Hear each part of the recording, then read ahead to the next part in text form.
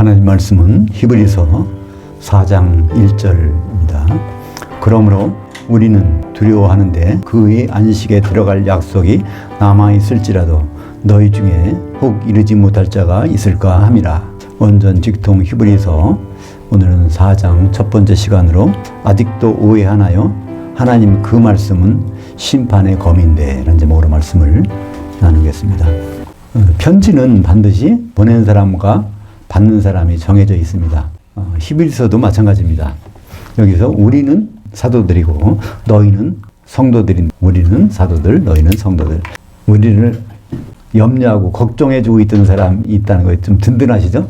여기에 보면 그러므로를 시작합니다. 그러므로 3장 마지막 부분에 왜 광야 이스라엘이 못 들어갔을까요? 가나안 땅까지 안식에 불신 때문에, 그리고 더욱 나아가서는 범죄를 해서, 그 범죄라는 것은 하나님의 뜻을 알지 못하고 곁길로 가서, 그죠? 지난번에 살펴봤지만 죄라는 것은 정확한 정의는 예수 그리스도를 향하여 믿지 않는 것입니다. 예수님의 일정이 잡혀져 있는데 거기서 벗어난 건 모두가 죄라는 거예요. 그러니까 우리가 윤리 도덕상의 죄와 성경에서 말하는 죄는 엄격한 차이가 있습니다. 그러니까 광야 이스라엘 백성들이 출애굽했고 홍해도 건넜지만 그들이 안식에 못 들어갔기 때문에 우리는 그래서 두려워한다. 사도들은 편지를 쓰면서 두려워한다는 것입니다. 그의 안식에 들어갈 약속이 남아있을지라도 너희 중에 혹시 이르지 못할 자가 있을까 합니다. 근데 너희 중에 혹시가 아니라 혹이 아니라 사실은 너희 중에 대부분, 그죠? 우리 성경에 보면 그래요. 뒤에 보겠지만 그 확률이 그렇잖아요. 60만 명인 장정만 나왔는데 그 중에서 2명만이 들어갔어요. 안식까지. 그러니까 이런 염려가 그냥 높아심에서 이렇게 걱정하는 것이 아니라 대부분, 지금은 잘 믿고 있지만 대부분 새끼 염소가 될 텐데 그런 말을 하는 거죠. 이런 염려를 진짜 사도 바울은 했습니다. 언제 있을까요? 고린도후서 11장 2절에서 바로 중매해놨다는 말 다음에 그 다음에 혼인에 못 들어갈 자가 대부분이라는 걸 거기다가 설명합니다. 고린도후서 11장 2절부터 3절까지 보겠습니다. 내가 사도가 너희를 성도들 교회를 정결한 한 처녀로 한 남편인 그리스도께 드리려고 중매했음이로다. 이미 끝난다는 거예요. 중매는. 돌이킬 수가 없는 것입니다. 그러나 나는 그 뱀이 그 관계로 하와를 미혹한 것 같이 너희 마음들이 그리스도를 향하는 진실함과 깨끗함에서 떠나 부패할까 두려워하노라. 하와 신세가 될 것이 전혀 염려된다는 것입니다. 그 뱀이 바로 사탄과 마귀니까 지금 사탄 마귀가 역사하고 있는 이 현장이 교회 아닙니까? 2절 보겠습니다. 그들과 같이 우리도 복음을 전함을 받은 자들이나 들은 바 그 말씀이 그들에게 유익되지 못한 것은 들은 자들과 그 믿음으로 그들이 결합되지 않았기 때문이다. 그러니까 우리 사도들이 말하는 거예요. 이제 복음 전함을 받았다는 거예요. 구약 때는 그 하나님으로부터 모세를 통해서 복음 전함을 받았는데 이제 우리 사도는 지금 성도들을 말하고 있는 사도는 복음 전함을 받았다는 거예요. 누구한테 받았을까요? 예수 그리스도, 그죠? 공생의 기간 동안에 특별히 언제? 부활 후 40일 동안 집중적으로 복음 전함을 받았어요. 근데 그 사람들 얘기하는 겁니다. 들은 바 그 말씀이 그들 광야의 이스라엘에게 유익되지 못하던 것은 들은 자들과 그 믿음으로 그들이 결합되지 않았기 때문이다. 여기서 들은 자들이 누구라는 것을 생각해 하셔야 됩니다. 이게 누굴까요? 광야에서 거기 또 들은 자들이 있어. 갈렙과 여호수아. 그러니까 갈렙과 여호수아 같이 그들과 섞여 있었으면, 그들과 같이 그들과 같은 생각을 갖고 있었다면 그렇지 않을 텐데 그렇지 않았다는 겁니다. 민수기 32장 12절 볼까요? 그러나 그낫 사람 여분의 아들 갈렙과 눈의 아들 여호수아는 여호와를 온전히 따르느니라. 거기서 2명만이 여호와 하나님을 순종했다는 거예요. 그 말씀을 따라서 그 결국 가나안 땅까지 들어갔다는 것을 60만 명 중에서 2명이라는 것을 말씀하고 있습니다. 오늘 3절 보겠습니다. 이미 믿은 우리는 저 안식에 들어가는도다. 여기서 우리말 번역은 믿는이라고 돼 있어요. 근데 믿은, 이미 사도들은요 완전히 확실히 믿었다는 거예요. 이 편지를 쓸 때는 사도들은 완전히 믿은 사람들이야. 믿은 우리는, 사도들은 저 안식에 확실히 들어가는 거예요. 사도들은. 근데 뭘 염려해요? 성도 중에 그런 못 들어갈 사람이 있을까를 염려한다는 말입니다. 그죠? 왜냐하면 그가 말씀하신 바와 같이 내가 노하여 맹세한 바와 같이 그들이 내 안식에 들어오지 못하리라 하셨다 하였으나 세상 창조 이래로 그 일들이 이루어졌느니라. 여기선 좀 몇 가지를 잘 생각해야 돼요. 창세기 1장을 잘 보셔야 돼요. 하나님이 천지를 창조하시고 그냥 안식한 것이 아닙니다. 어떤 일이 벌어졌죠? 중간에 범죄가 일어났고 심판이 있은 다음에 그걸 여세 동안 다 회복하고 나서 그래서 안식에 들어갔다. 그러니까 그 창세기 1장의 안식이 그냥 안식이 아니라 범죄를 심판하고 나서 안식에 들어간 거예요. 한번 볼까요? 창세기 1장 1절 볼까요? 무한태초에 하나님이 그 하늘들을 그리고 그 땅을 창조하시니라. 이때의 창조가 어떤 창조인지를 이사야서 45장 18절에 보면 뭐라고 말씀하셨어요? 그 땅을 혼돈하게 창조하지 아니하시고 사람이 있다면 거주할 수 있도록 완벽한 환경을 조성해서 아름다운 주거 환경이 마련된 것이 창세기 1장 1절의 내용입니다. 근데 창세기 1장 2절은 뭘까요? 그런데 그 땅이 혼돈하고 공허하게 되었고, 그러니까 이사야서 45장 18절에서는 창조 당시에는 혼돈하지 않았는데 시간이 흘러가지고 그것이 혼돈하고 공허하게 됐다고 하니까, 그리고 흑암이 깊음 위에 있고 하나님의 바람은 수면에 운행하십니다. 이게 어떤 일일까요? 인간이 없었는데 그런 일이. 요한일서 3장 8절 보면 그 이유가 나옵니다. 죄를 짓는 자는 마귀에게 속하나니 마귀는 태초 이래 창세 이래 창세기 1장 1절 그 이후에 범죄함이라. 그 하나님이 그 아들이 나타나신 것은 마귀의 일들을 멸하라 하십니다. 분명히 나왔잖아요. 천지 창조해놓고 다 살기 좋은 환경이 돼 있는데 인간만 없을 따름인데 그때 태초 이래 누가? 마귀가 범죄했다는 것입니다. 이사야서나 에스겔에서 보면 마귀가 하나님을 찬양해야 되는데 그보다 높은 자리로 가서 이제 높임을 받으려다가 결국은 타락하게 되죠. 그래서 그 심판의 결과가 나옵니다. 요한복음 16장 11절에 있습니다. 심판에 대하라 함은 이 세상 우두머리는 이미 심판을 받았습니다. 심판을 받았어요. 그러니까 심판받은 결과 흔적이 어떻게 나와요? 땅이 혼돈하고 공허하게 된 거예요. 그러니까 빈대가 너무 많아. 그러면 그걸 어떻게 해요? 초가삼간을 태운다고 하죠. 빈대 주기 위해서. 그러니까 그런 과정에서 그냥 환경이 사람이 살 수 없는 그런 환경이 되어버린 거예요. 그것을 6일 동안 하나님은 복구하시죠. 그죠? 유다서 1장 6절 볼까요? 자기 지위를 지키지 아니하고 자기 초소를 떠난 천사들. 이게 사탄이 타락한 내용이죠. 큰 날의 심판까지 영원한 결박으로 흑암에 가두셨으며. 여기 흑암이 나오잖아요. 창세기 1장 2절이 흑암이 나와요. 그 흑암이잖아요. 똑같이. 그래서 원래는 빛도 있었고 태양도 다 비추고 있었는데 그 심판을 받은 결과로 그렇게 됐던 것입니다. 그것을 복구하신 다음에 하나님은 안식하십니다. 창세기 2장 2절에 보면 그런 다음에 안식하십니다. 하나님이 그가 하시던 일을, 이때 하시던 일이라는 것은 복구입니다. 엿새 동안에 복구한 거예요. 창조가 아니죠. 일곱째 날에 마치시니 그가 바로 하시던 모든 일을 그치고 일곱째 날에 안식하시니라. 여기에 뭐가 생략되어 있어요? 아담이 등장함으로 안식하는 것. 앞으로 예수 그리스도가 오시면 안식이 있어요. 그죠? 우리에게도. 근데 예수 그리스도가 오시면 안식이 있는데 반드시 심판 후에 안식이 있습니다. 이 하나님의 심판 흔적이 성경에 두드러지게 나오는 단어가 있어요. 토후, 보후.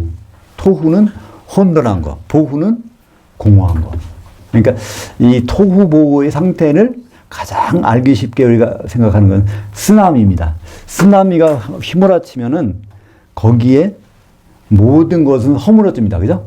허물어질 뿐 아니라 흔적도 없이 사라져요. 그러니까 다 허물어지는 것을 토후라고 합니다. 그리고 흔적도 없이 사라진 것은 보후라고 합니다. 그래서 토후, 보후. 이것이 두 번 더 나와요. 에돔 땅을 심판했을 때 이사야서 34장 11절 그 땅, 에돔 땅 위에 혼돈의 줄과 공허의 줄을 들으실 것인즉. 에돔을 심판하고 나면 혼돈과 공허. 근데 거기에 이제 여기 생략을 했는데 고슴도치 당화와 같이 그런 짐승들만 있지 사람들은 다 흔적도 없이 사라진다는 것입니다. 겨우 야생동물만 살 정도로 되는 그런 상태가 에돔이 심판받고 나면 그렇게 된다는 거예요. 그 다음에 이건 이방 사람들이고, 그럼 예루살렘 유대인들은 어떻게 될 것이냐. 유대인 심판이 예레미야서 4장 23절 나옵니다. 보라 내가 그 땅을 본즉 혼돈하고 공허하며 하늘들에는 빛이 없으며. 예루살렘이 바벨론에 의해서 막 파괴되고 쓸려갈 때 그때 상태를 혼돈하고 공허하다는 말로 쓰고 있습니다. 그러니까 이 이사야서나 에레미야는 이사야서는 이방인 심판, 에레미야서는 유대인 심판. 근데 창세기 1장 2절은 누구 심판이었어요? 인간이 없을 때니까. 사탄 마귀가 자기 주의를 지키지 않았으니까 심판한 그 자리가 이렇게 됐다는 것을 보여주고 있습니다. 그래서 이것처럼 히브리서 기자는 이렇게 하는 거예요. 창세 때 그때도 심판 후에 안식이 있었어. 그러니까 우리도 결국 안식이 이제 있을 거야. 그렇게 말하는 거죠. 그러면서 이제 4절 보겠습니다. 오늘 4장 4절.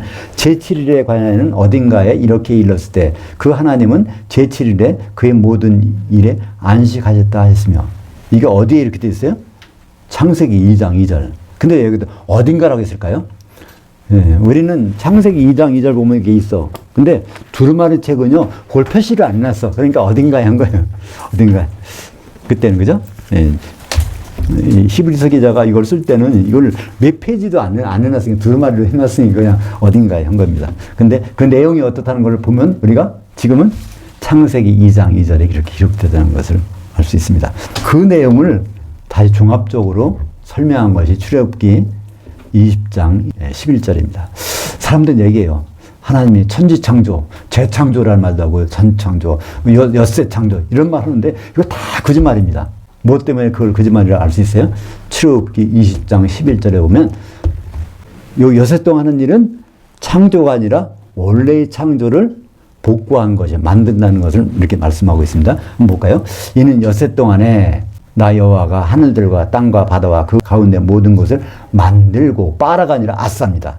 일곱째 날에 안식하셨습니다. 그러니까 심판 후에 안식이 있다는 것을 말씀하고 있는 것이죠. 오늘 말씀 5절 볼까요? 또다시 거기에 이게 바로 시편 95편 11절에 나온 것인데 그들은 내 안식에 들어오지 못하리라 하였으니 그러면 거기에 들어갈 자들이 남아있거니와 복음 전함을 먼저 받은 자들은 불신으로 말미암아 들어가지 못하였으므로. 그러니까 출애굽 때 안식에 못 들어가는 사람들이 있었는데 근데 시편에 기록하고 있단 말이에요. 시편 기록은 언제 나왔을까요? 출애굽하고 나서 한참 지나서, 그죠? 그리고 95편은 뒤에 보면 다윗이 기록했다고, 성령이 기록했다고 나오는데 출애굽 사건이 지난 다음에 또다시 그 안식에 못 들어갔는데 또 안식이 들어갈 사람들이 나왔다는 것. 그들이 안식에 못 들어갔다는 그 이유를 설명하고 있고요. 그 다음에 7절 볼까요? 오랜 후에 다윗의 글에 다시 어느 날을 정하여 오늘이라고 미리 이같이 일렀을 때 오늘 너희가 그의 음성을 듣거든 너희 마음을 딱딱하지 말라 했으니. 시편 95편이 다윗의 기록이라는 것을 히브리서 기자는 여기다가 찾아가지고 기록해놔요. 그죠? 우리 시편 95편 보면 거기에 다윗의 글이라고 안 나왔어요. 미상이야. 근데 처음에는 뭐라고 그랬어요? 성령이 말씀하시되 해놓고 나서 히브리서 4장 7절에는 시편 95편이 이게 다윗의 기록이다라는 걸 딱 밝혀놓습니다. 그러니까 앞으로 출애굽했던 사람들은 안식에 못 들어갔지만 앞으로 또 기회가 있어. 근데 다음 기회가 있을 때는 제발 좀 마음을 딱딱해 해서 안식에 못 들어가지 말어. 그런 용도로 이제 시편 95편이 기록되었다는 것입니다. 시편 95편 7절로 한번 8절까지 볼까요? 너희가, 그러니까 신약 성도들에 대하여 얘기하는 것입니다. 오늘 그의 음성을 들을 것이다. 너희는 무리바에서와 같이 또 광야의 마사에서와 같이 너희 마음을 딱딱하게 하지 말지어다. 그러니까 반석에서 물을 친 장소를 얘기하면서 마음을 딱딱하게 하지 말지어다 하는 거죠. 8절 보겠습니다. 만일 여호수아가 그들에게 안식을 주었더라면 그것들 위해 다른 날을 말씀하지 아니하였으리라. 거기 갔던 60만 명 중에 누가 섞여 있어요? 여호수아가 거기 있었어. 근데 그들이 여호수아는 가나안 땅에 들어갔는데 여호수아가 그들을 어떻게 안식을 주지 못했다는 걸 설명하는 거예요. 근데 여기에서 하나의 함축적인 의미가 생깁니다. 여호수아는요, 그러니까 히브리 말입니다. 정확히 말하면 예호슈아가 여호수아입니다. 그거를 헬라식으로 발음하면 뭐가 될까요? 예수스. 그냥 예수스. 그러니까, 영어로 말하면 지서스 그거예요. 그러니까 아주 똑같습니다. 히브리 발음 여호수아가 헬라 발음 예수하고 같은 거예요. 그러니까 거기에서 뭘 의미할까요? 여호수아가 앞으로 진짜 여호수아가 그러니까 그들은 인도하지 못했지만 앞으로 진짜 여호수아가 오시면, 예수 그리스도가 오시면 그분만 따르면은 가나안 땅에 들어간다. 그 이제 안식에 들어간다는 것을 단어로 통해서 알 수 있는 거죠. 민수기 13장 16절에 처음으로 여호수아가 나옵니다. 모세가 눈의 아들 호세아를 여호수아라 불렀더라. 원래는 이름이 호세아였어요. 호세아도 구원하다에서 나온 말입니다. 원래 야샤라는 말이 구원한다는 말이에요. 야샤라는 말에서 거기 뭐 이사야도 원래 야샤야입니다. 야샤. 근데 우리말은 이사야라고 해요. 야샤야. 야는 뭘까요? 여호와 하나님, 야훼 하나님. 그러니까 이사야라는 이름은요, 여호와 하나님이 구원하신다는 뜻이에요. 이사야 사실은 헬라식으로 발음하면 예수와 똑같은 겁니다. 성경에는 여호수아가 신약에는 두 번만 나와요. 어디 나올까요? 사도행전 7장 45절에 또 여호수아가 나옵니다. 그것을 어떻게 헬라어로 기록했을까요? 예수. 헬라어는요, 여호수아를 예수로밖에 기록 못해요. 다른 말은 기록 못한단 말이에요. 그러니까 사도행전 7장 45절을 보면 스데반이 간증을 하면서 설교하는 내용입니다. 우리 조상들이 그것을 받아 하나님의 그들 앞에서 쫓아내신 이방인의 땅을 점령할 때 여호수아와 함께 가지고 들어가서 다윗 때까지 이르니라. 증거 장막의 그 궤짝을 이제 갖고 들어갔다는 거 설명하면서 그 여호수아라는 말이 나오는데, 그 여호수아를 헬라식으로 표현하다 보면 예수라 이름 말고는 다른 거를 쓸 수가 없다는 거예요. 그걸 통해서 우리는 뭘 알 수 있을까요? 구약의 여호수아가 하나의 모형이었다. 그죠? 진짜 안식에 인도할 예수님이 바로 모형으로 여호수아로 나타났다는 것을 알 수 있죠. 오늘 말씀 9절 보겠습니다. 그런즉 안식하는 일이 그 하나님의 그 백성에게 남아있도다. 여기 똑같은 안식이 나오는데요. 여기서는 성경에서 한 번만 나온 단어가 있습니다. 사바티스모스라는 말. 사바티스모스. 헬라어로 성경에 한 번 나와요. 원래 샤바트가 안식이라는 뜻이죠. 안식인데 그거를 헬라식으로 발음해서 안식하는 일이라는 단어로 성경에 처음이자 마지막으로 등장하는 것이 히브리서 4장 9절에 사바티스모스. 보통은 뭐라고 나오죠? 카타파우시스인데 이것을 히브리 말을 갖다가 샤바트에다가 거기에 헬라식을 고쳐가지고 샤바티스모스라고 했습니다. 그 안식하는 일이 그 하나님의 백성에게 남아있도다. 이때 하나님의 백성은 그리스도 안에서 하나님의 백성이죠. 신약 시대니까. 그러니까 우리 성도들에게 말씀하는 것입니다. 그래서 이 이스라엘이, 영적 이스라엘이 기독교인이라는 것을 아주 적나라하게 우리에게 표현해 주신 것이 어딜까요? 마태복음 19장 28절을 보면 신약 성경에서 이스라엘이 누구라는 것을 우리는 금방, 그러니까 요한계시록에서 이스라엘 12지파 나와. 그거는 유대인들이 아니라 바로 기독교인이라는 것을 알 수 있습니다. 한번 볼까요? 마태복음 19장 28절. 세상이 새롭게 되어 인자가 자기 영광의 보좌에 앉을 때 나에게 따랐던 너 열두 보좌인 자 이스라엘 12지파를 심판하리라. 그러니까 중매쟁이가 이스라엘 12지파를 심판하는데 요 이스라엘 12지파는 영적 이스라엘 12지파니까 기독교인 중에서 혼준비가 제대로 돼 있는지 안 돼 있는지 심판하는 것. 그러니까 요한계시록의 이스라엘 12지파가 누구라는 걸 분명하죠. 유대인 피가 아니라 기독교인이라는 것을 알 수 있습니다. 오늘 말씀 10절 보겠습니다. 이미 그의 안식에 들어간 자는 그 하나님이 자기 일들로부터 안식하심과 같이 그도 자기 일들로부터 안식하느니라. 그러므로 우리가 저 안식에 들어가기를 힘쓸지니 이는 누구든지 저 불신의 본에 따르지 않게 하려 함이라. 그러니까 불신, 아페이테이아. 그러니까 페이도라는 것이 설득하다는 것인데 설득이 도저히 안 된 사람들이라는 거예요. 불신이라는 단어가 그런 뜻입니다. 하나님께 설득이 도저히 안 된 사람들, 그 사람들 안식에 못 들어가. 그런 뜻입니다. 누가 그랬죠? 광야의 이스라엘 그들이. 여기서 우리가 저 안식에 들어가, 그러니까 우리가, 이것도 마찬가지입니다. 우리 사도들도 저 안식에 들어가기를 힘쓰고 있어. 그런 뜻이에요. 안식에 들어. 그러니까 너희들도 좀 우리를 따라왔으면 좋겠어. 그런 의미입니다. 도대체 확률이 어떻게 되기에 그럴까요? 마태복음 22장 14절. 마태복음 22장은 혼인 오찬이 나오는 장입니다. 혼인 오찬은 그리스도의 심판대라고 그랬죠? 공중에 올라서 심판대. 그때 확률이 어떻게 될까요? 청함을 받은 자들은 많되 택함을 입은 자들은 적으니라. 마태복음 22장 4절에 오찬에 청함을 받은 자들은 많대요. 폴루이스의 복수에 폴로이 얼마나 많은지 모른다는 거예요. 기독교인이 참 많다는 거예요. 그런데 만찬까지 요한계시록 19장 9절에 택함을 입은 자들은 적으니라. 올리고스의 복수형 올리고이. 그러니까 몇 명 안 된다는 것입니다. 그런 뜻입니다. 기독교인 상당히 많은 기독교인 중에 아주 극소수가 만찬에 들어간다는 거예요. 이거는 다른 사람이 말한 것이 아니라 예수님이 하신 말이에요. 그죠? 예수님이 뭐 과장법 쓰고 뭐 이렇게 강조하기 위해서 뭐 이렇게 허풍 떨고 그런 분이 아니잖아요. 오늘 말씀 12절 보겠습니다. 왜냐하면 그 하나님의 그 말씀은 살아있고 활력이 있어 좌우에 날선 어떤 검보다도 예리하여 혼과 영과 관절과 골수들을 찔러 쪼개기까지 하며 또 마음의 생각과 뜻에 대하여 결정적이니. 이걸로만 보면 하나님 말씀은 거기를 놓고 우리 모든 것을 다 살피시나 봐. 우리가 참 조심해야 되겠네. 잘못 들어가면 안 되니까 항상 그 말씀 가지고 돌아봐야 되겠네. 이런 생각이 들잖아요. 근데 그 뒤를 보세요. 그것이 언제 하시는 것인지. 13절 뭘까요? 피조물이 하나도 그 앞에 나타나지 않음이 없고. 그러니까 모든 피조물이 그리스도 앞에 서는 날이 언제예요? 심판 때. 우리에게 그 결산이신 그의 눈앞에 만물이 벌거벗은 것 같이 드러나리라.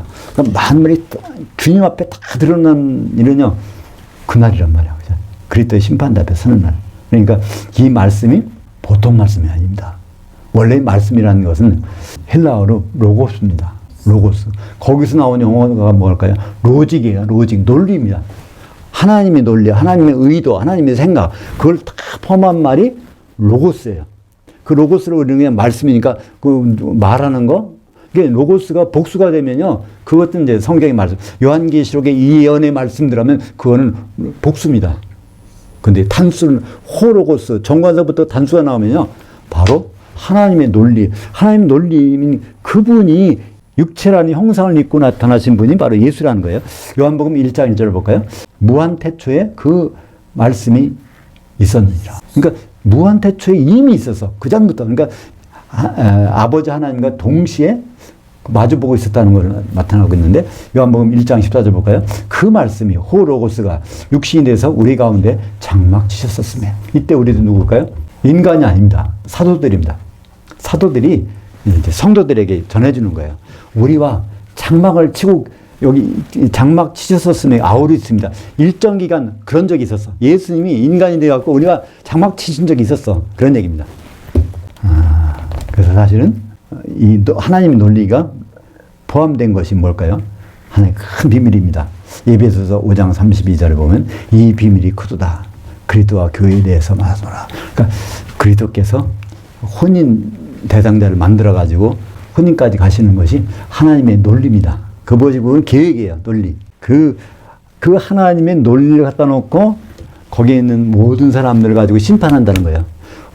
혼인에 적합하는지 그런지 않은지를 그리스도 심판대에서 그 논리로 신랑이신 그리스도와 혼인에 적합한지 않은지를 그걸 꿰뚫어 보신다는 것이. 사람이 거기 세 부분이 나오죠. 혼과 영과 관절과 골수, 몸이 나오는데요.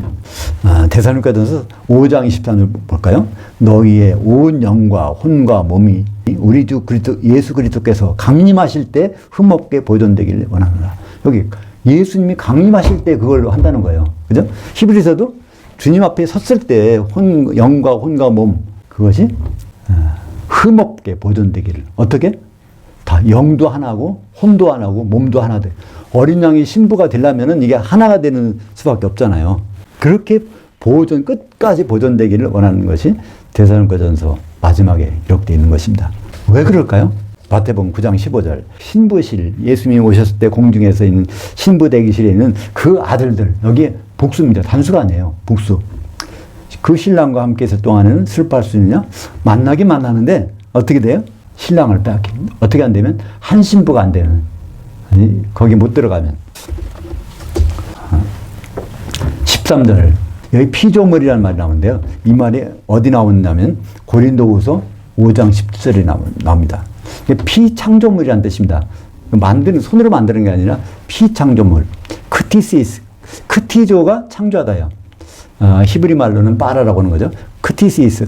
그러니까 이 세상에 전혀 없었던 그런 그러니까 우리가 예수 그리스도의 신부가 될 때 세상에 있던 그런 게 아니잖아요. 전혀 다른 모습. 이전과는 다 단절된 거야. 그죠? 전혀. 그리스도, 누구든지 그리스도 안에 있으면 새로운 피조물이라. 새로운이란 뜻은요, 카이노스. 이 세상에 있지 않은 전혀 다른 그런 뜻입니다. 우리가 기독교인으로 몸을 이루고 있다면 그거는 세상과는 단절된 그런 상태입니다. 우리 하나하나 새로운 피조물이 하나도 그 앞에 나타나지 않음이 없고, 모든 기독교인들은 바로 예수님 앞에 나타난다는 거죠. 우리에게 그 결산이신, 여기 보면 우리가 누굴까요? 사도들. 여기 결산이라는 단어가 또 로고스입니다. 그러니까 사도들이 그 로고스를 갖고 있다는 거예요. 그 말이 어디 나올까요? 요한복음 17장 20절 볼까요?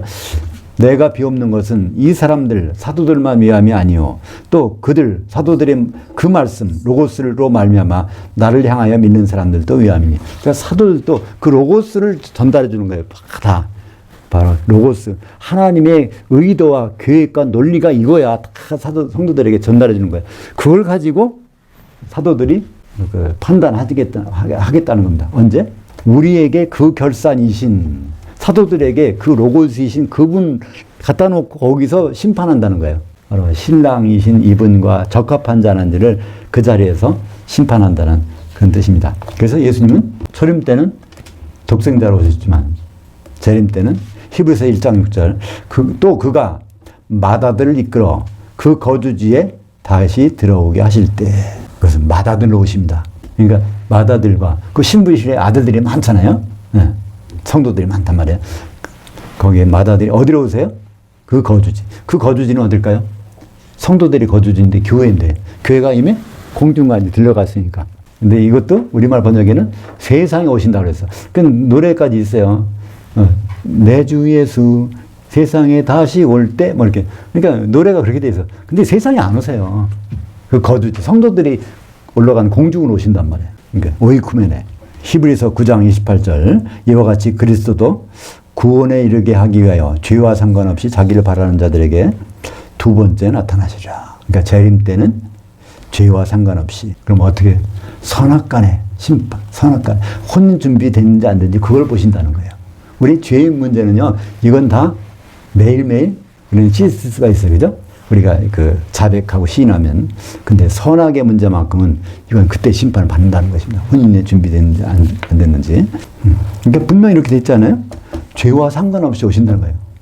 혼인 때문에 두 번째 오신다는 거. 고린도후서 5장 10절에 이는 우리가 다 반드시, 우리는 누굴까요? 이것도 사도들이 그 자리에 가 있다는 겁니다. 그리스도 심판대 앞에 나타나게 된다는 거예요. 그것을 다 반복하는 것이 마태복음 19장 28절. 세상이 새롭게 되어 인자가 영광에 보좌 앉을 때 나에게 따랐던 너희 12명도 12보좌 앉아서 이 사람들 심판해야 돼. 근데 그 말씀과 짝을 이루는 것이 고린도후서 5장 10절. 이는 우리가 사도들이 다 반드시 예수님 말씀대로 그리스도 심판대 앞에 나타나게 돼요. 성도들 각각이 선악간에 그 몸, 교회를 통해서 선한 일을 했는지 악한 일을 했는지에 따라서 심판을 받게 하려 함이라. 오늘 히브리서 4장 말씀은 안식은 분명히 있는데 그 전에 뭐가 있다는 거예요? 안식 직전에 있는 거, 심판이 반드시 있다. 그 심판도 보통 심판이 아니라 로고스의 심판, 하나님의 의도에 적합한지 안 한지를, 하나님의 논리에 적합한지 안 한지를 심판하시겠다는 겁니다. 거기에 우리가 쓸 수 있을까요? 그래서 이제 이후에 나옵니다. 우리에게 계신 대제사장은 다 해결할 수 있는 분이야. 이제 그 뒤에 나오게 되는 거죠. 기도하겠습니다. 하나님 아버지, 하나님의 논리이신 예수 그리스도께서 그분의 생각을 우리에게 전달해 주심을 감사합니다. 그분을 만날 때 사도들이 그분의 논리로서 우리를 심판하실 텐데 우리가 하나님의 논리와 의도에 합당한지 안 한지를 잘 구분할 수 있도록 인도하여 주시옵소서. 예수님 이름으로 기도합니다. 아멘.